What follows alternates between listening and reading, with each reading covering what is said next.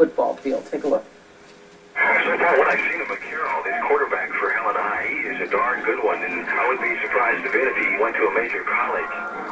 If being masculine meant throwing a football, I was going to throw the perfect spiral. I thought that would fix me, and that it would prove to me and to everyone else I was normal. So we're on about the 10-yard line, 20-yard line. My first kiss was on the bleachers inside the gym there. I was having so many problems trying to figure out my gender. And I always used to have these games that I would play. Stuff like, if you don't run to that sign in 10 seconds, then you have to be a girl tonight. So I'd always run just slow enough so I'd have to be a girl. Oh, I have to be a girl tonight. You know, I shut a lot of this out.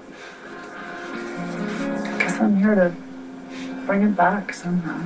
I don't need to relive my high school football games, but you know, it's a shame that I just had to forget half of my life.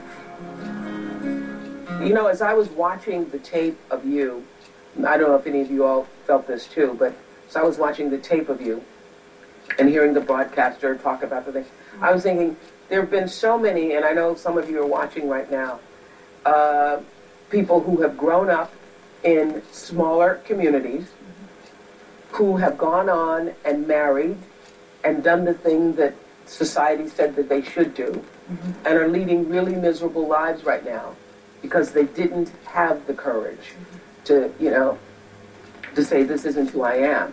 And you could have very easily have done that. Or maybe not easily, but that also could have been your life. And you could have been miserable your whole life, drinking a keg of beer every night to try to erase the reality of that. And I think probably... Don't see that, right? Yeah. Lots of people have done that, suppressed that for themselves. And the number one thing I hear from other people who are transition later on in life is I feel the same way. That you always wish you would have done it earlier. Wish you had done I wish it I earlier. had like you courage. wish you had told your mother earlier. Oh yeah. Yeah, but you weren't sure. I was figuring it out, but there were years where I had figured it out, but I just didn't. I couldn't find the right time. Yeah, well, she's got all this other stuff going on. Yeah. We'll be right back. We're going to talk to Kimberly's mother. Coming up, Kimberly's family drama erupts on camera. Just because I wasn't a quarterback and didn't get straight A's and wasn't a friend to anybody, I was more popular than him. And what Kimberly's mom said that'll give you goosebumps. All new on Monday, chilling revelations from our child molesters. Now, the side rarely talked about. How was she able to seduce you? Raped for years by his own mother. She would say, "Mother needs you." That has got to be hell for a little boy. Did you think that this was normal? What was your first experience of being prostituted? When women are the molesters. We're talking about a 10-year-old boy. Monday. Paul was the all-American athletic boy next door, and today Paul is Kimberly. There's Paul, and there's Kimberly, a woman from head to toe, and also a lesbian. Kimberly produced a compelling documentary called Prodigal Sons, and in it she comes out and exposes the intense sibling rivalry that has taken a toll on her family. You know, what's interesting about this documentary is that it's as much about the family dynamic as it is about your transitioning. So take a look. My older brother Mark was adopted, so Mark kind of, you know, understandably felt a bit like he was the outsider. He was held back in school, so we were always in the same grade. I think it really kind of increased some of the competition that he felt from me. And boom, guess who's in preschool with me? They put this one in preschool with me, so I had to grow up next to that one all my life. Mark spent his childhood living in the shadow of his highly accomplished brother. At 21, he crashed his car and suffered a traumatic brain injury. I have a big part of my head missing. He had surgery after surgery. His mood swings got worse. He started on serious medications.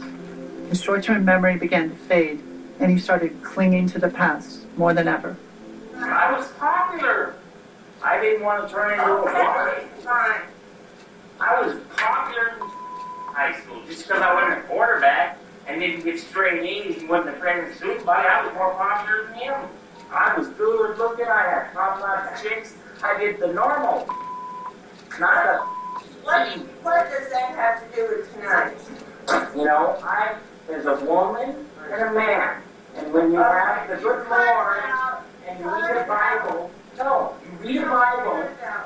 When you read a Bible, do you believe in the Bible?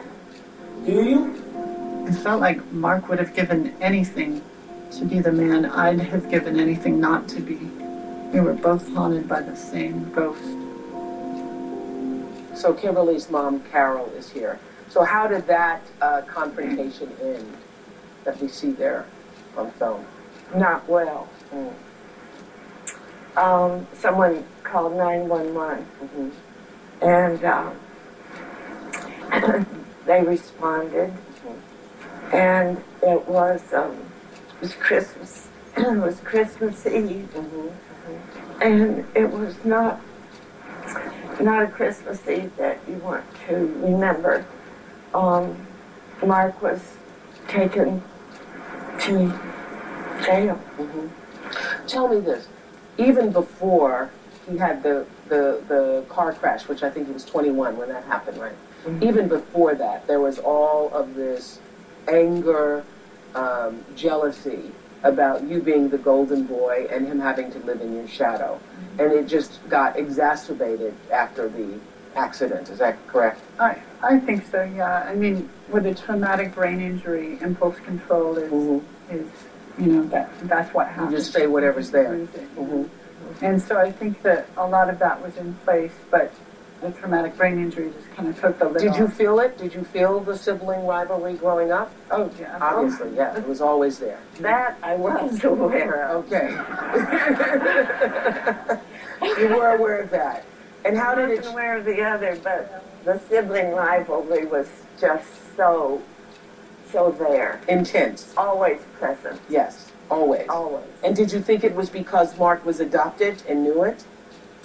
I think that was a part of it. I don't think that was all of it at all. Mm-hmm. Mark had his own strengths, but he wouldn't allow himself to go in those directions because he was just single-mindedly wanting to be Paul, and so he followed the same direction.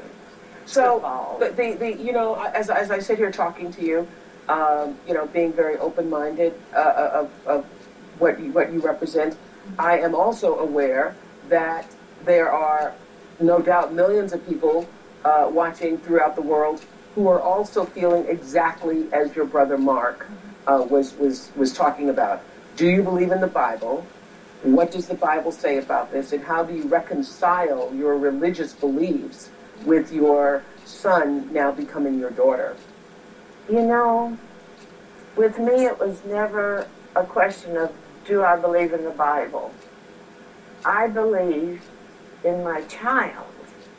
And I believe that this child was thoughtful, intelligent, and I believe that this child gave so much thought to what was now happening, and I knew that it wasn't a quick decision or anything.